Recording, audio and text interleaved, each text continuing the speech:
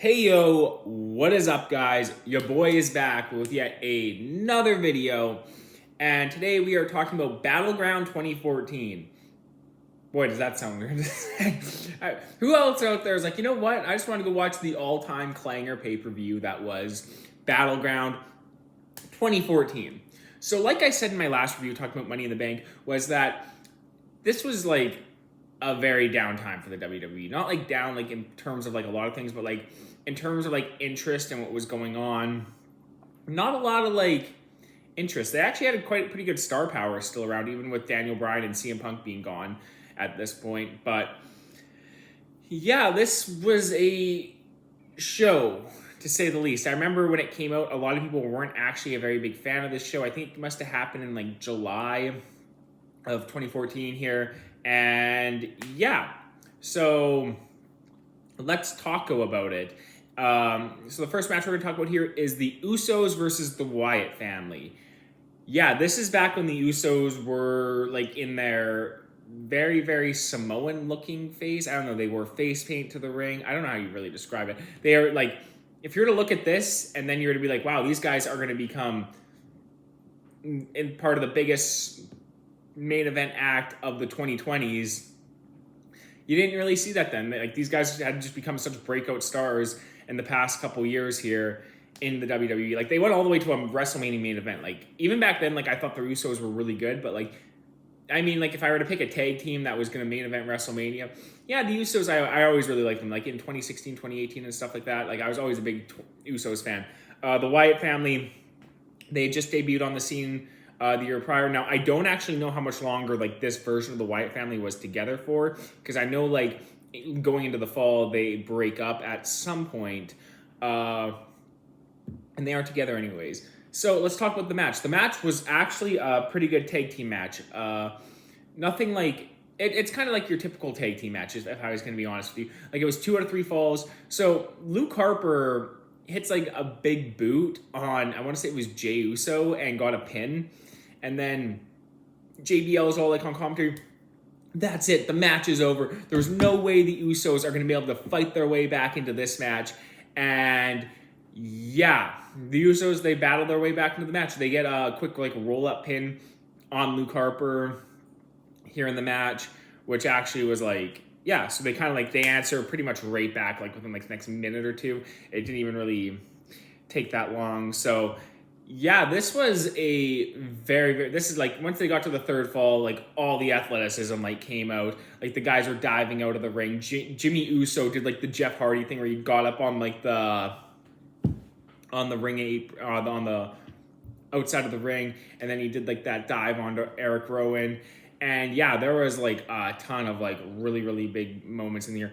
I want to say, I think Eric Rowan, he kicked out of like the Uso splash, which was really, really crazy. And yeah, they had a lot of like really intense stuff off the top ropes, where I think like Luke Harper got tossed off the top rope by Jey Uso there. And yeah, the last like little bit of the match, it turned into a bit of a super kick party. And yeah, then both Usos got up on, when they were both climbing to the top rope to hit a double Uso splash. They dump Eric Rowan to the outside, and then they hit a double Uso splash. While they're climbing up, people started booing because people were mad into the Wyatt family here at this point of 2014. People love the Wyatt family. And yeah, to see them take a loss, I think a lot of people just really want to see them capture tag team gold. People were big fans of theirs, and I can see why. Like, they're really big, strong, scary dudes. Looking back at it now, yeah, very, very, very much like Twin Towers-esque. Yeah. So moving on from that really good match by the Usos and Wyatt family. So if you're like a big Wyatt family match, you'd probably want to go back and check out this match happening here. Next up is the Battleground Battle Royal. Now, when I put on this match, I saw the GOAT, Great Khali, standing in the middle of the ring, and he was immediately my pick to win the match. I saw Khali standing there, and I said, that's the man that can carry that workhorse title. And you know what? He gets a quick 2 eliminations. He tosses out the former United States champion, Zack Ryder, in a matter of seconds. You probably didn't even see, like, Zack Ryder was like, the man was on the ascent at this point in time. Zack Ryder, the sky was the limit, like, for what this guy could do. And here he is just getting tossed aside by Great Khali. And, like, Khali's like, nah, man, I'm going to main event WrestleMania next year. You're going to have to just sit aside. And, yeah, all jokes aside here, this was actually a really, really fun battle royal. Like I think I said about I think this might have actually even been almost as good as the WrestleMania battle royal. The WrestleMania battle royal just has a really, really memorable fit ending with Cesaro body slamming Big Show outside the ring. But Kofi and Cesaro were all over this match. They had all these like really big near falls. And yeah, I mean, like, the best way to put this is, like, obviously if you watch battle royals, it was kind of like, you kind of look at all, like, the dead men walking essentially in WWE at that point, where you're like, yeah, that guy is never really going to do anything. And, like, Ryback gets dumped. It was really, like, only, like, you kind of watched, like, a few guys in these Rumbles. And like, Del Rio, he was actually involved in this. And then he was just kind of, like, he didn't really do all that much in it, actually, kind of surprisingly. Because, like, Del Rio was, like, a year or two prior, he was, like, a world champion and a main event level star. And then now here he is, fast forward a year and a half, and he's in this battle royal match. Now, Sheamus and Dolph Ziggler, they were the Iron Man in this match. Like, Dolph Ziggler, who's all getting thrown out, and then he's holding on to the ropes, and he's getting back in. So that was really, really cool to watch, how Ziggler just really, really put on a great showing here. And so did Sheamus. Sheamus was just, I think he actually eliminated my boy Khali with that bro kick. So funny enough, this was actually a match, I think, like, Kofi Kingston eliminated Big E Langston in this match, which is why, like, when I was doing my, like, Money in the Bank review, because I'd already watched this, and I was like, wait, wasn't Big E? And I was like, no, I was thinking of this match where, like, Big E and, like, Kofi and Xavier Woods were all involved in it, but, like, this is before they even formed the New Day. Now, I keep saying that, but it's like I always say, it's like, it's just, like, they've been part of the New Day for so long, and, like, Big E wasn't even really on the main roster as just Big E for, like, a solo run. He was only there for, like, maybe a year. And yeah, he kind of, like, I mean, I think he won the U.S. championship, but looking at that, like, Xavier Woods must have just debuted after WrestleMania.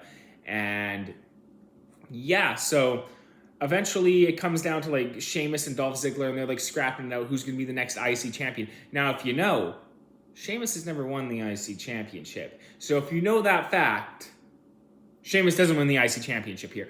Dolph Ziggler manages to toss out Sheamus, and then The Miz comes in, scoops up, dumps out Dolph Ziggler, and wins the Intercontinental Championship. I don't even know if it's like his fourth or whatever one. He must have, like, won by that point, so I'm not 100% certain, but The Miz wins, screws over Dolph Ziggler in the end here. I guess he doesn't really screw him over, but he gets a total snake victory. Anyways, so that match I thought was pretty good. Next up, we're going to talk about Paige versus AJ Lee. This match was like, it wasn't great. It was, yeah, like, these were the best two women the WWE kind of had at this point in time. They're in a feud. Yeah, I guess AJ won the belt back leading up to this. And yeah, it wasn't really a super long match. They were acting like they were friends, and they had this whole showing of respect towards each other in the lead up, and how they were big fans of each other. Really weird. And then, although it wasn't like the greatest match ever, like, Paige hit the Paige Turner, which looked really weird. I don't know, it just wasn't that great of a match. They kind of fucked around on the ropes for a little bit. And then AJ Lee hits a wicked Shining Wizard on Paige, and she gets the W. And yeah, I don't really have much else to say about it. It was kind of just like a there match. It wasn't like some of the great Divas matches or women's matches that would come in years prior. But you know what? This was a start. Like, as like Paige was very much a catalyst for the launch of the women in WWE, and so was AJ Lee, like, with just everything she did. So yeah, next up we're going to talk about Bray Wyatt versus Chris Jericho. This was a match. It was a good match. It wasn't like anything like crazy or spectacular. It was just like a pretty good match between two guys. They just kind of hit like a lot of like their signature moves on. Jericho must have just come back here. I don't think he was at Money in the Bank. So he must have just come back during the summertime here, because he wasn't there for like the first half of the year. Yeah, and so Jericho has a feud with Bray Wyatt. Now, a lot of people love Chris Jericho and how he was going to wrestle all the younger wrestlers coming on the way up, and Bray Wyatt was just such a shining star. Like I mentioned earlier about how people just loved the Wyatt family back in 2014. Like, yeah, they had just such a huge breakout moment here, and not here, but like in like that time period, and they were just mad over. So Bray, they have a really good back and forth match. And then like the Wyatt family, like Luke Harper and Eric Rowan, they eventually get sent to the back, and like, darn, now what's Bray gonna do? And yeah, like Jericho still hitting, like he hits the line salt a lot better than he did then than he does now. We'll say that much. Holy crap. Yeah, Bray Wyatt, he hit like this wicked move on Jericho on the apron outside, like hit like a Uranagi or some shit. Slams Jericho down, throws him back in the ring. He goes for like a cover. Jericho kicks out. Then he hits a code breaker out of nowhere and he pins Bray Wyatt, which was like mad shocking towards me. I was like, I thought Bray Wyatt was going to win this. I know they had another match at SummerSlam, but I was like, just Bray, and because that would have been like Bray's third or fourth pay-per-view loss in a row, PLE loss in a row happening here. And yeah, the fact that Jericho won this match was really surprising to me, because I was like, oh, I don't know, like I have to see, because I don't even remember if Jericho. Oh man, I guess I'm like, it's like I don't really remember much of what happened with Jericho after this. So yeah, it was actually a really decent match. Like it was just kind of like, how do I just say this? They had like their signature moves. They hit all like their signature moves on like that really weird move that Bray Wyatt hit on John Cena at WrestleMania, where he just kind of picked him up and like dropped him and essentially just slams him, and like, and JBL goes, it wasn't effective. It wasn't pretty, but it was effective. He hits that on Jericho here. So I'm like, I don't know. It was like he's going up for like fuck is it called? I don't know. If I could look at the move, I'd have to remember. But yeah, if you saw the match, you know what I'm talking about. Anyways, very good match here. Another like solid match. Leading us into the main event here. Well, first, like Seth Rollins and Dean Ambrose were supposed to have a match on this show, but then it got canceled due to Dean Ambrose acting nutso. So then Seth Rollins and Dean Ambrose, they brawl through the crowd because Dean Ambrose is a psycho, and everyone loves Dean Ambrose at this point. So yeah, main event time. Fatal 4-way match. John Cena versus Randy Orton versus Kane versus Roman Reigns. Roman Reigns, again, involved in a main event here in 2014. Right after the Shield breaking up. He's going after Sigel's Gold. Let's talk about the match. The match here is essentially like the beginning of the Authority, Kane and Randy Orton. Kane trying to help Randy Orton get the win. So like Randy Orton and Kane would hit a move. Someone pinned like John Cena or Roman Reigns, and Kane would try to block for them, and then they would kick out or whatever. Until eventually things start to deteriorate when Kane goes for a pin in the ring, and Randy Orton's like, what are you doing? What are you trying to do? Are you trying to win this championship? And Kane's like, hell yeah, I'm trying to win this championship, and they start fighting. So yeah, that was kind of like the early parts of this match. Randy Orton, great performance in this match. Like, man, dude looks good. Like, when I was a kid, I was always like a huge John Cena fan. I always thought John Cena was a bit better. But like now watching as an adult, I'm like, Randy Orton, he's better than John Cena. That might be my hot take. I love John Cena, but like in terms of just being a wrestler, like Randy Orton's a great wrestler. Very good, just silky smooth, man. He looks so good in that ring.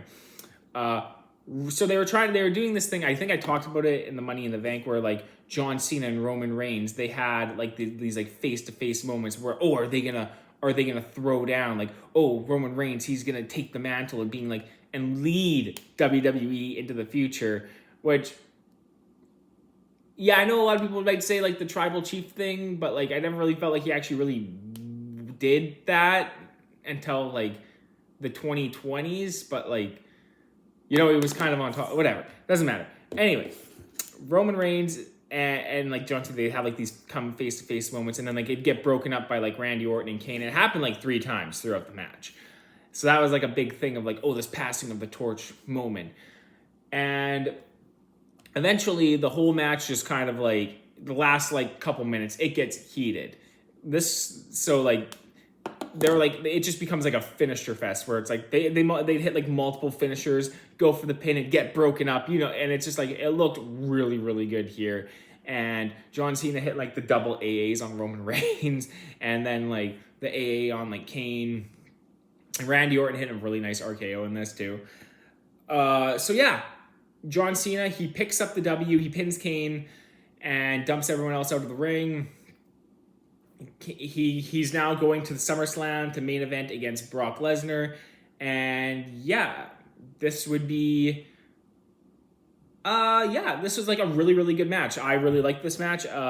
It was definitely a good like this match alone was like a good like lead in. Like the main event picture in WWE was always so like top heavy. How do I say that? Like, and they really, really put a lot of focus just into the main event alone and didn't really ever really give a shit about anything else that happened. But like the main event was normally something you could always expect to deliver. And this delivered. This was a really good match. Best match on the show. And it's always my favorite when the main event is the best on the pay-per-view. So yeah, star ratings are in the description below if you guys want to check those out. Like the video, comment, subscribe. I'm going to be back. I'm going to be trying to do some Royal Rumble reviews leading into the Royal Rumble coming up in February. And then, yeah, I'll head back and we'll finish up 2014 here. So, yeah, stay tuned for that, guys. Peace.